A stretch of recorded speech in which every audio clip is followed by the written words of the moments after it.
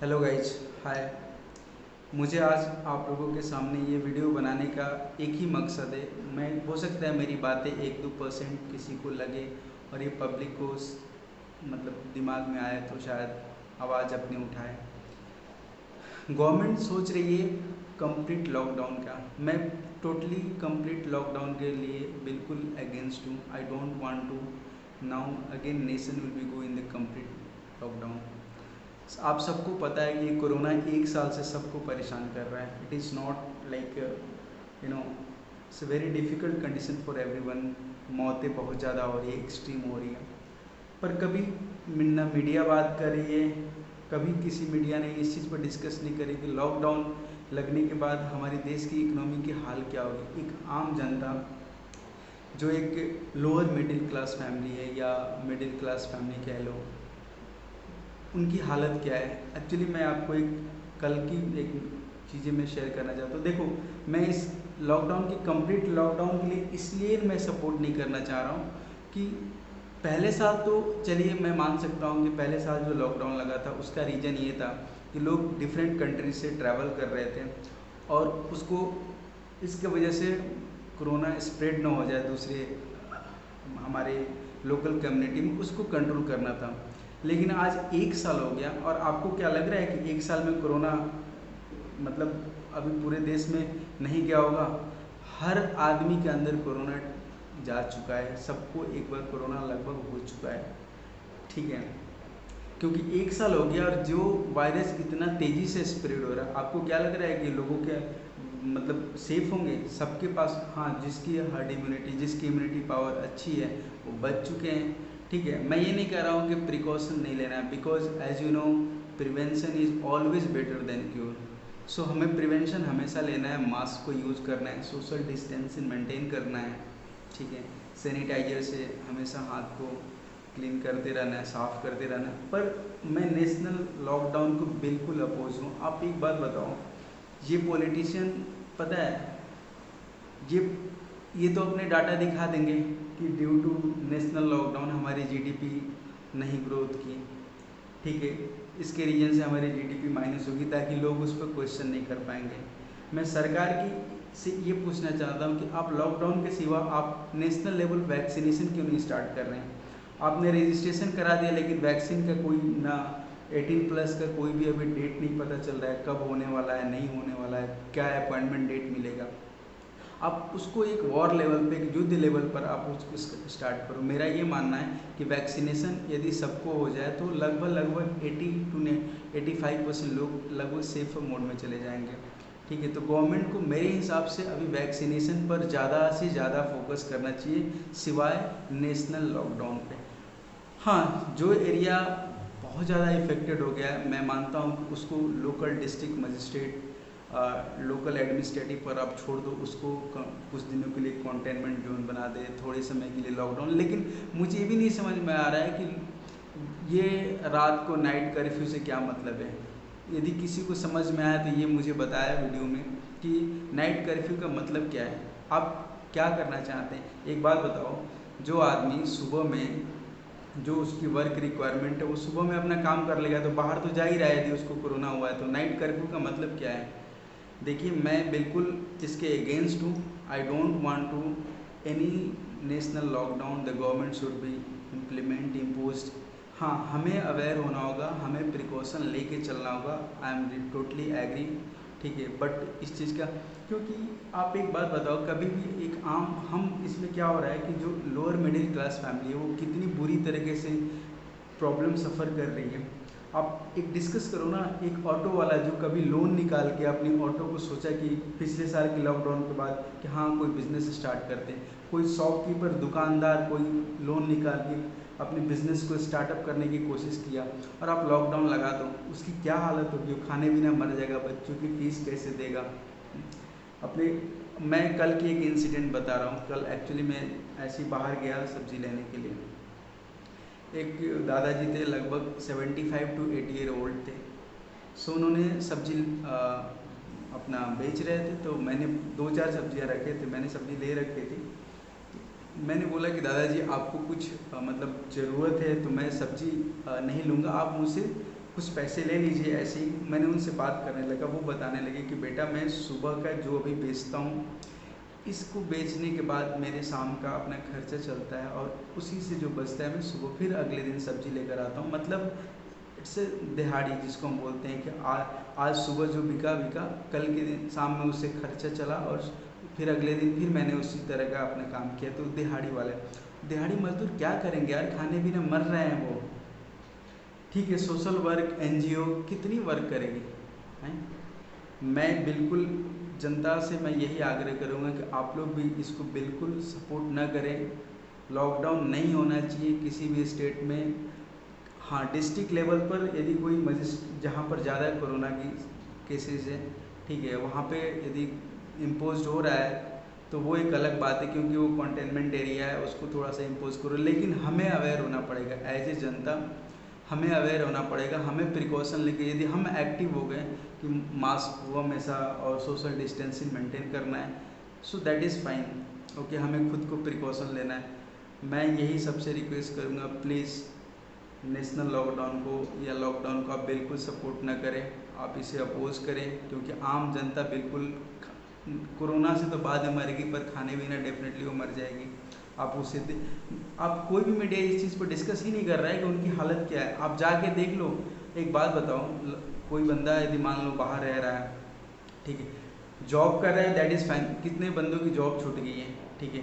लेकिन यदि कोई बिजनेसमैन है, छोटे छोटे बिजनेस है, I am not talking about the shopping mall and big businessman, I am talking about the lower middle class family, जो एक किराया पर दुकान खोल के अपने बिजनेस को सेटअप कर रहा है, ठीक है। और वो पिछले लॉकडाउन के बाद जो इंसिडेंट लोगों ने, मैं नोएडा में बता रहा हूँ, मैं जस्ट ट्रैवल किया और मैं देखा बहुत लोगों ने फिर से अपनी पिछले लॉकडाउन होने के बाद उन्होंने फिर से बिज़नेस के स्टार्टअप किया। मैंने कई लोगों से मिला भी, ठीक है, मैंने उनसे बात किया, उन्होंने बोला कपड़े की दुकान था, एक अंकल थे, मैंने उनसे पूछा तो उनकी रेंट थी 21,000 रुपया मंथली, ठीक है। बोल रहे थे कि बेटा मैंने लोन लेके मैंने इस बिज़नेस को स्टार्ट किया। ऐसे मैंने बहुत लोगों से बात किया, वो रो रहे हैं, क्या करेंगे, कह रहे हैं कि रेंट यहाँ पे जो भी लैंडलॉर्ड है वो कह रहा है कि मुझे रेंट तो देना ही है आपको, नहीं तो खाली कर दो। एक बात बताओ, 3-4 लाख रुपए उस बंदे ने 5-6 लाख रुपए जो भी पैसे लगा के उसको दुकान को सही से किया और फिर उसको बोल रहा है कि आप खाली कर दो, ठीक है। ऐसे इंसिडेंट बहुत लोगों के साथ हो रहा होगा, ठीक है। लेकिन गवर्नमेंट देखिए, पॉलिसी बनाने वाला हमेशा they are not thinking about the ground level situation, ठीक है।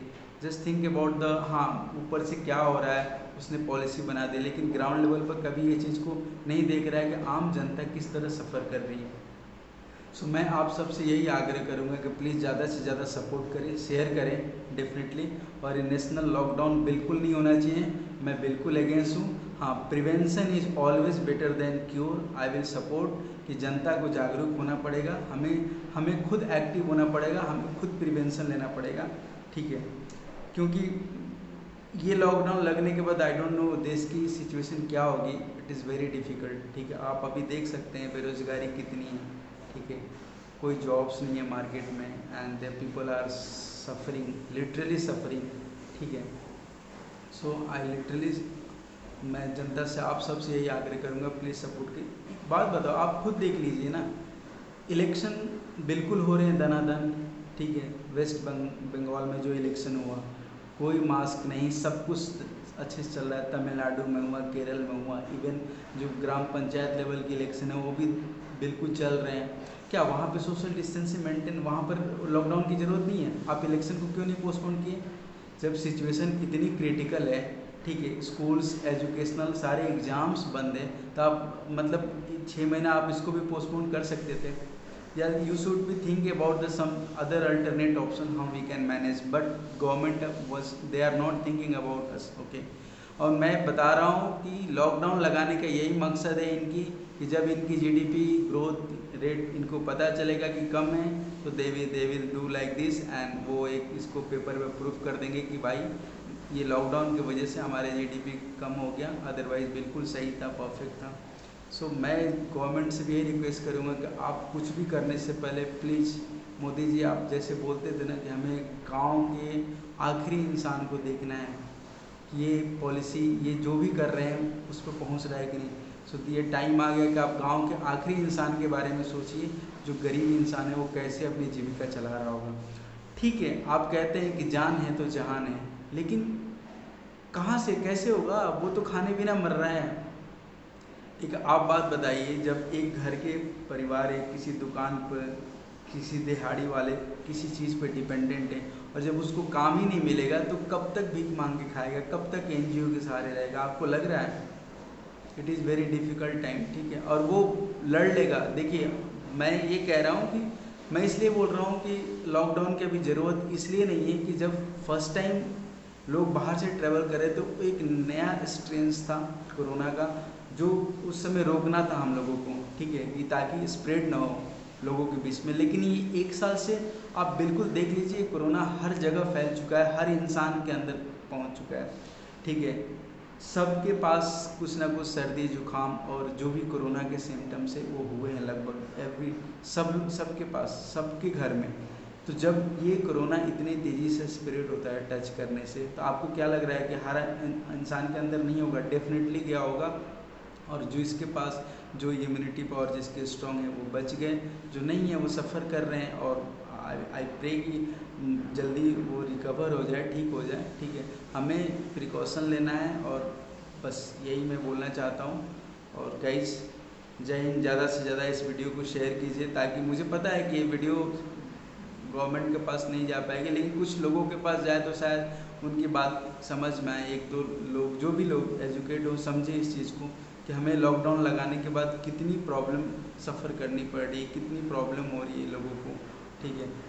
आप चीज़ों को आप जैसे है वैसे खोलने दो ना, ठीक है, लोग उसको प्रिकॉशन लेके चले, ठीक है। हम जनता को जागरूक होना पड़ेगा, हमें खुद को प्रिकॉशन लेके चलना पड़ेगा, हमें मास्क को यूटिलाइज करना है। देखिए, 2 चीज़ें, एक तो हमारी मेंटेलिटी इतनी गंदी है। आप एक बात बताइए, यदि हम हमेशा हम इंडियन ये सोचते हैं कि हम रूल को ब्रीच करते हैं, they are feeling very happy, ठीक है।